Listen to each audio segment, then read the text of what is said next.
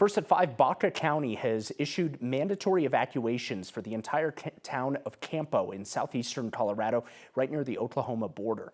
A fast-burning wildfire is threatening the town. Baka County Emergency Management says there's an active threat to life and property. That's their words. They say residents should evacuate to the north, and there's a shelter open at Springfield High School.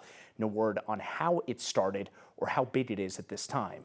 Thanks for joining us this Sunday afternoon. I'm Mark Salinger. Tonight, our weather impact team is tracking storms bringing rain and colder temperatures to the metro area starting tomorrow. I want to check in with Corey Reppenhagen now. And Corey, some wind as well and some rain today, much needed.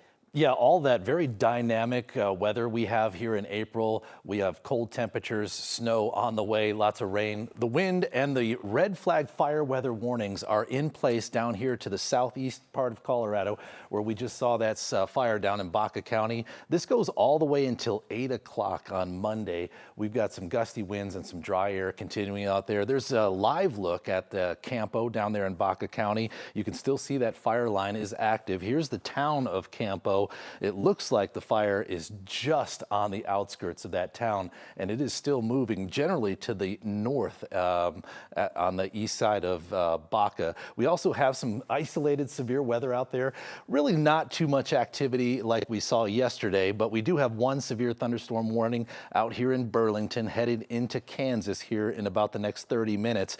There is some pretty strong mid-level rotation with this storm, briefly tornado warned, but the main threat there is golf ball size hail. And now tomorrow we'll flip the cold weather into gear. This will be the final stage.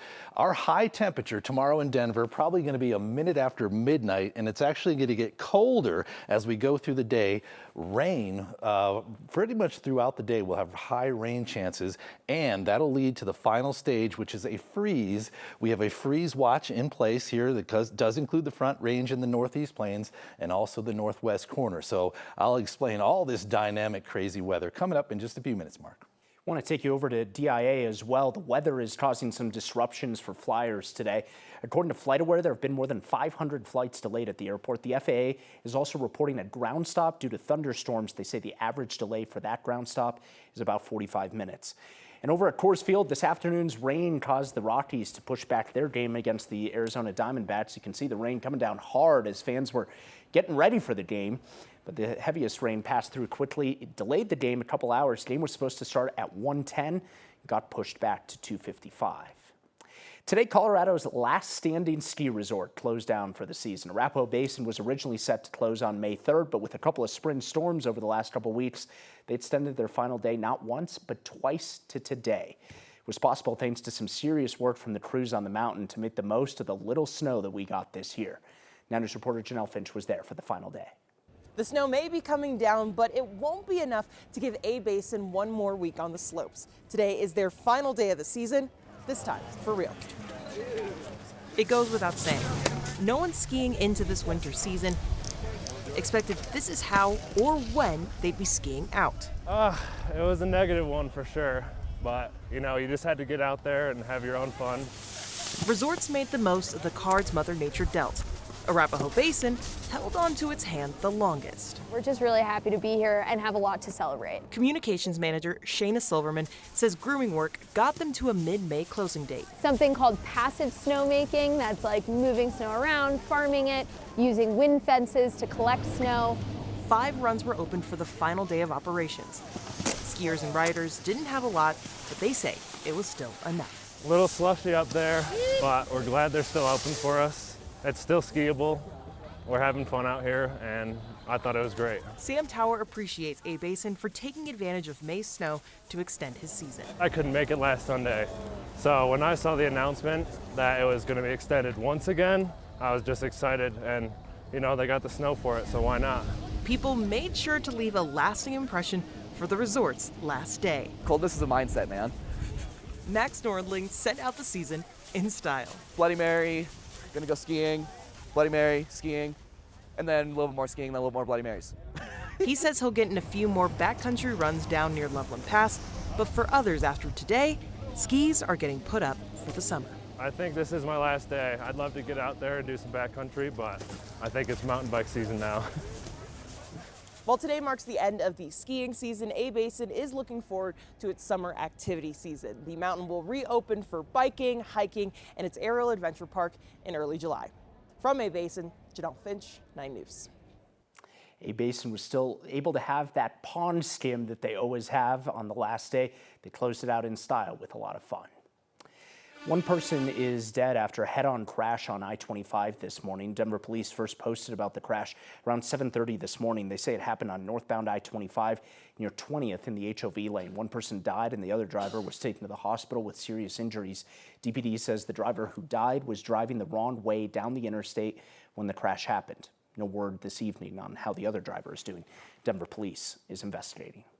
Aurora Police Department's consent decree with the Attorney General's office is ending soon, and tomorrow City Council will start talking about the next steps, including the creation of a police oversight office. The city entered into the consent decree to help implement sweeping changes at the police department, specifically around use of force and how officers engage with residents. It was implemented after the 2019 death of Elijah McClain. That consent decree is set to expire in February of 2027. When the decree started, the city council was approved funding also for a police oversight committee. They held off on creating it until the consent decree was over, and now city council will start discussing those next steps to getting that up and running tomorrow night. Up north, Greeley police say the prize statue at Glenmere Park that was stolen has now been found. The statue is called the Prize Catch. Depicts a boy holding a fish. It's been in the center of the park since the city bought it back in 1999 for $6,000. But Tuesday afternoon, investigators say that someone took off with the top portion of the statue, leaving only the feet. Turns out a neighbor heard the possible suspects around 2:30 that day. Saw a white box truck drive up this road, and they were backing in. She thought they were park workers, so she ignored them. Greeley police say staff at the Rocky Mountain Recycling Center realized a statue sold to their facility matched the description of this statue that was stolen, contacted police. The statue is now back with the city's Parks Department. Detectives have not yet arrested anyone and say the investigation is ongoing.